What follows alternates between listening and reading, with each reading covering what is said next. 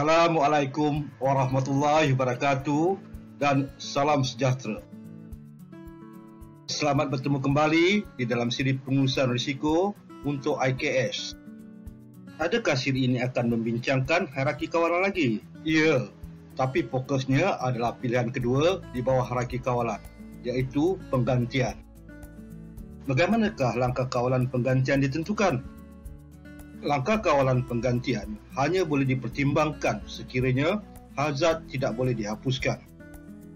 Sebelum memilih dan menentukan pilihan gantian, ciri-ciri hazard atau puncanya perlu dikaji dan dikenal pasti terlebih dahulu.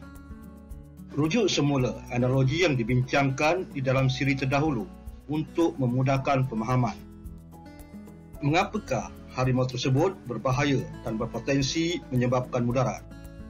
Di antara faktor yang perlu dipertimbangkan ialah ciri-ciri atau sifat semula jadinya sebagai binatang buas. Ditambah pula, harimau tersebut masih muda dan terlalu agresif. Ciri-ciri tersebut mendedahkan jurulatih kepada risiko tinggi diserang atau dibaham harimau tersebut. Jadi, apa yang perlu dilakukan? Kaji kemungkinan untuk menggantikan harimau tersebut kepada yang kurang agresif kerana sifatnya sebagai binatang buas tidak boleh diubah. Bagaimana? Gantikannya dengan harimau yang lebih berusia. Mengapa? Lazimnya, yang lebih berusia kurang agresif dan pergerakannya juga tidak sepantas yang muda. Atau gantikan dengan anak harimau. Ia kelihatan menghiburkan dengan keletahnya yang mencuit hati. Kedua-dua pilihan tidak menghapuskan tetapi mengurangkan risiko jurulatih diserang atau dibaham. Bagaimana untuk memilih kawalan penggantian yang paling sesuai dan berkesan?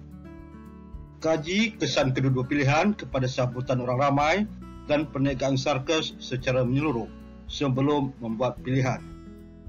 Pilih langkah kawalan yang dijangkakan akan mengekalkan sambutan yang menggalakkan dari orang ramai dan menyebabkan kesan negatif paling kurang kepada perniagaan sarkas. Bagaimana untuk melakukannya di tempat kerja?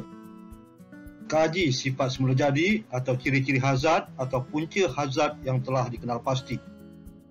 Sebagai contoh, bahan kimia A yang digunakan bersifat sangat mudah terbakar. Kenal pasti bahan kimia lain yang terdapat di pasaran untuk tujuan penggunaan yang sama, tetapi tidak sangat mudah terbakar seperti bahan kimia A. Pastikan bahan kimia yang dipilih tidak menjejaskan kecekapan, kualiti dan produktiviti, tetapi mengurangkan risiko berlakunya kebakaran berbanding dengan bahan kimia A. Adakah kawalan penggantian hanya terpakai di punca hazard?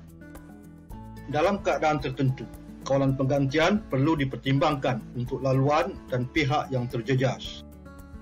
Sebagai contoh, kabel elektrik berkapasiti rendah yang mengalirkan tenaga elektrik voltan tinggi perlu digantikan dengan kabel yang mempunyai kapasiti yang sesuai.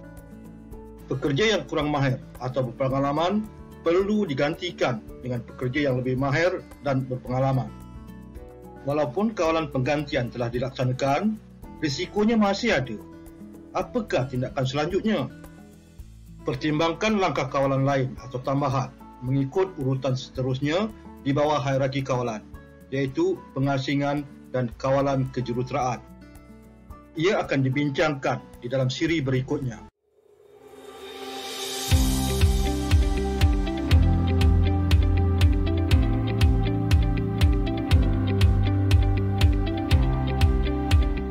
Sehingga berjumpa lagi.